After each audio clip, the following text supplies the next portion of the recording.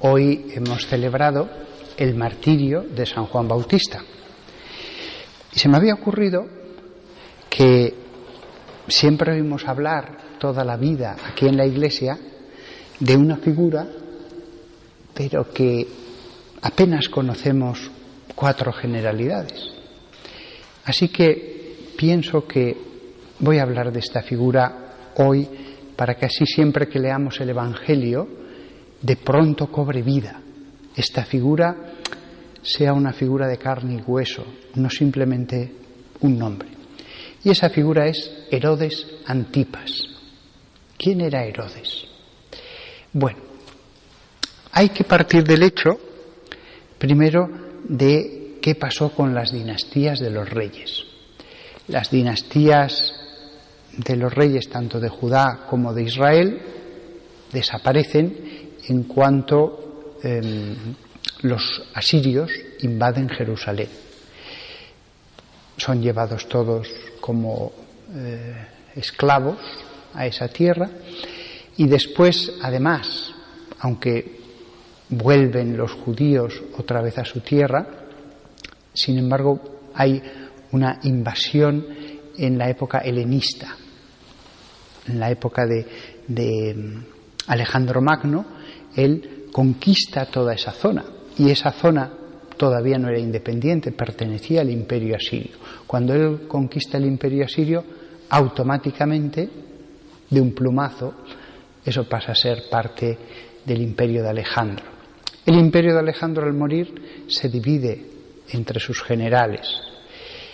El resultado de todo esto es que cuando los romanos, en el siglo I a.C., invaden toda esa parte, la parte de Judea, Samaria, Galilea, entra a formar parte de su conquista.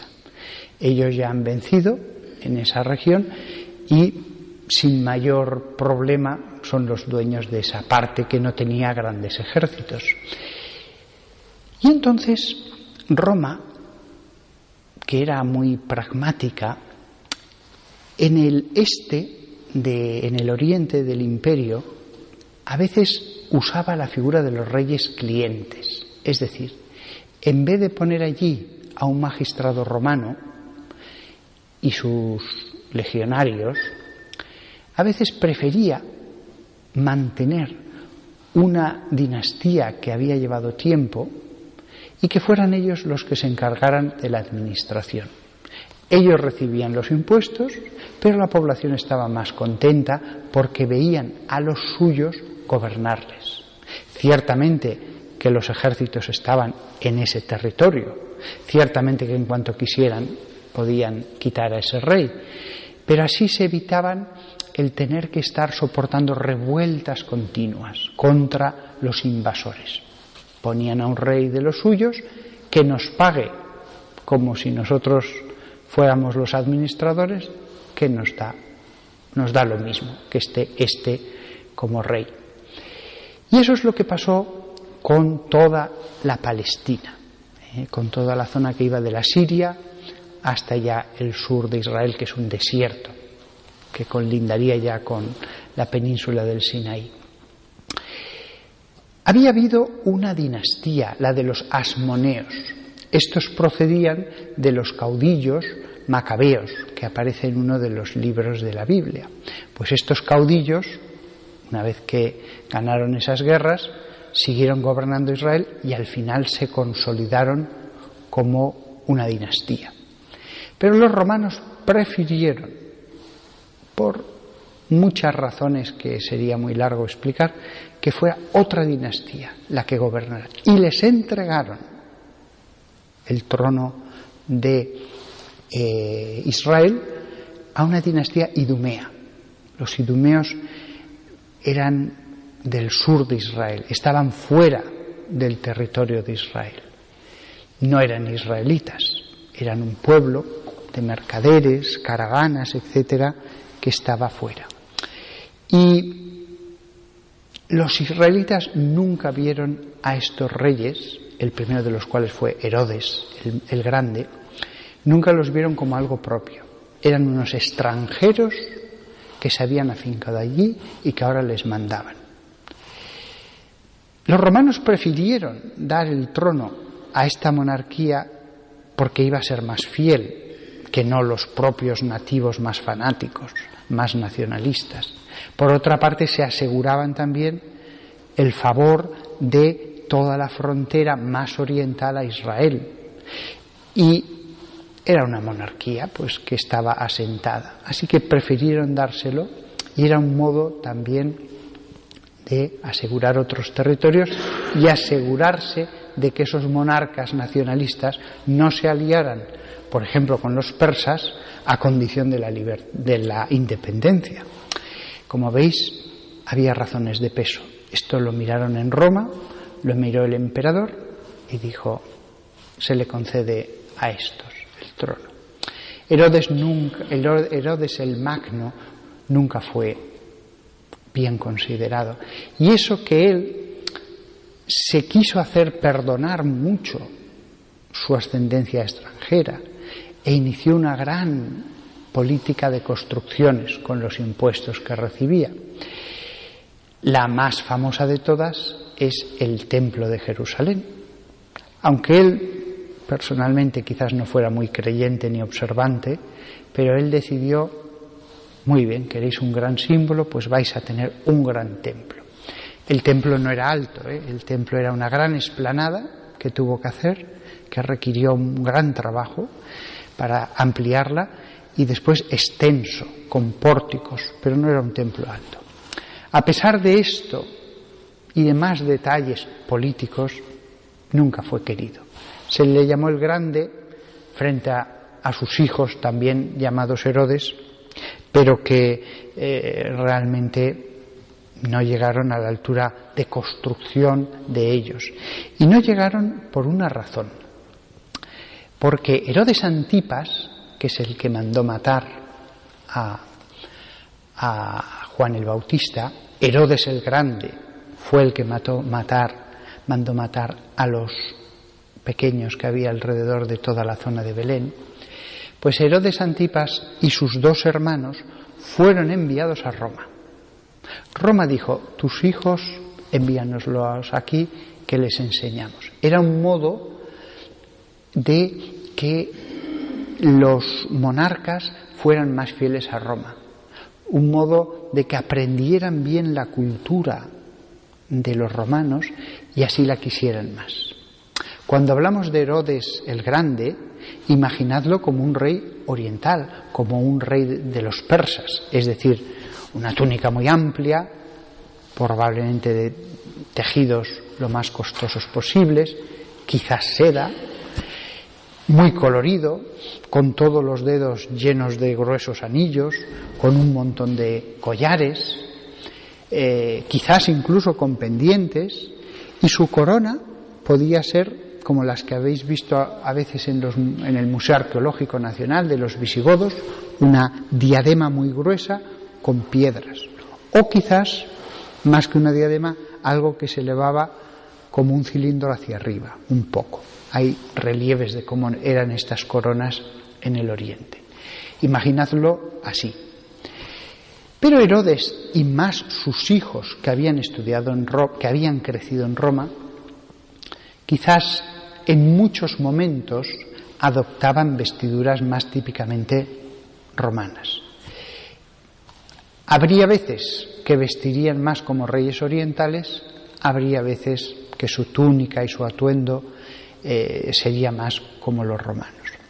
Herodes el Grande, el que mató a los niños de Belén, pues tuvo 3 hijos y nombró como su único sucesor a Antipas.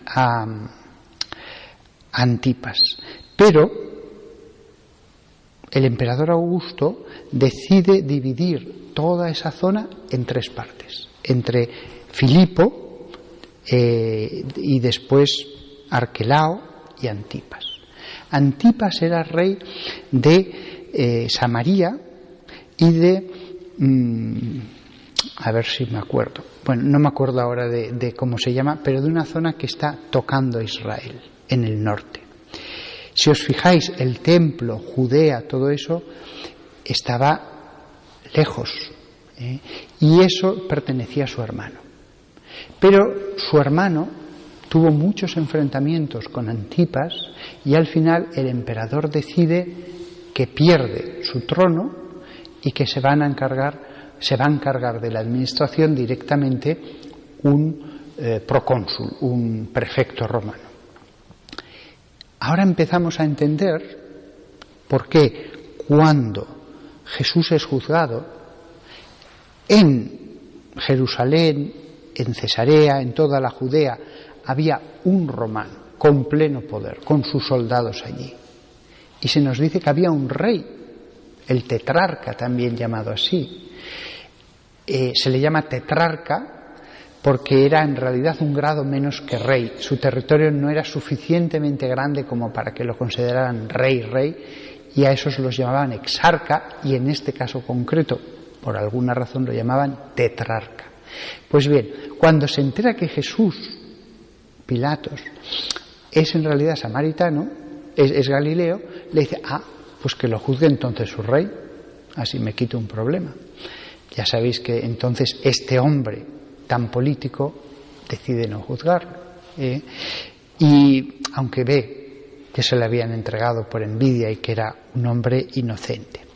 El caso es que tenemos en la tierra de los profetas, en la tierra de los reyes de Israel, todo el sur en manos de un romano, de un procónsul, y la parte del norte en manos, pero muy al norte, Galilea, en manos de este pobre hijo de Herodes, que ni siquiera llegaba al título de rey, que solo tenía una tercera parte de los territorios que había tenido Herodes el Grande, y encima, con la frustración que le acompañó toda la vida, de que tenía el desprecio de todos sus súbditos. Sí, este es nuestro rey, pero bueno, este lo quitan y lo ponen los romanos cuando quieran. Daos cuenta lo triste que debió ser la vida de alguien que sí, estás en el puesto más grande, pero todos saben que el que de verdad manda es Roma. Que tú recoges impuestos y que tienes que congraciarte con el que está allí. Encima sabemos que su padre fue un hombre sin escrúpulos, y él, pudiendo juzgar con justicia a Jesús, no lo va a juzgar con justicia, no quiere problemas. Y con Juan el Bautista, allí se nos vuelve otra vez a manifestar su carácter.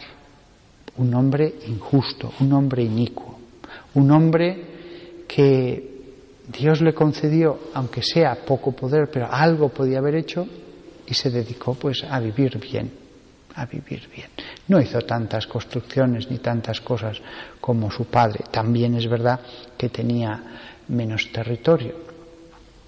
Al final, lo que dice la historia es que quiso conseguir, ya mucho después de la muerte de Jesús, también el trono de Judea. Pero le convencieron al emperador de que él tenía alianza secreta con los partos, y entonces lo mandaron prender y llevar exiliado a Francia. Se dice que murió exiliado en Francia. Bueno, cada vez que volváis a escuchar esta figura de Herodes, acordaos de lo complicado que era en este momento el asunto de un rey de Israel. Era verdaderamente complicado. Incluso su territorio continuamente sufrió añadiduras según le pareció al emperador, porque se había portado bien y como premio se lo daba, porque le daba dinero y mantenía la paz y le daba soldados para las guerras, pero que cuando vio un peligro, con justicia o sin ella, le quitó todo. No quería riesgos. Fijaos la frustración tan grande, la frustración del que es rey, pero que sabes que eres siervo. Más le valdría haber descubierto las raíces profundas del pueblo que gobernaba, que seguro que se esforzó mucho en conocer la religión judía, y haber descubierto que ese era el Mesías, porque él sí que sabía que esperaban al Mesías, y él habría oído acerca de los milagros, etcétera, que estaban ocurriendo. Sin embargo, no quiso tener problemas, no vio el sucesor, no voy a decir biológico, pero el sucesor de aquellos reyes no distinguió la santidad al Mesías cuando llegó. Al final, triste historia de la larga monarquía de Israel y Judá, al final los romanos acabaron cansándose de estos reyes corruptos dedicados a la buena vida, porque han quedado palacios que tenían, les encantaba vivir lo mejor posible, y decidieron finalmente, en uno de esos cambios de trono, decir fuera. A partir de ahora, no solamente Judea, sino toda Palestina pasa a estar administrada directamente por nosotros. Y así se extinguió finalmente incluso esa pseudo monarquía que hubo en los tiempos de Jesús. Pulula Herodes por los evangelios, pulula como un fantasma de lo que fue la belleza de la monarquía que Dios instituyó, de una monarquía fundada en Dios, de una monarquía de reyes profetas que cuando se agarraron a Dios fueron fuertes. Lo demostraron de nuevo los macabeos, pero que cuando se dejaron llevar por el mundo, al final perdieron al Mesías y al mundo. Triste figura, y verdaderamente vemos que hoy día tantos gobernantes en el fondo son como un trasunto de estos Herodes. Solo interesa el poder. Tantos gobernantes en el mundo, tantos siglos después, lo mismo. Pudiendo usar eso para bien, al final se usa para mantenerse. Y el final siempre es el mismo. Porque es Dios, dice la Biblia, el que afianza los tronos. Que todos nosotros aprendamos la lección, aunque sea en cabeza ajena.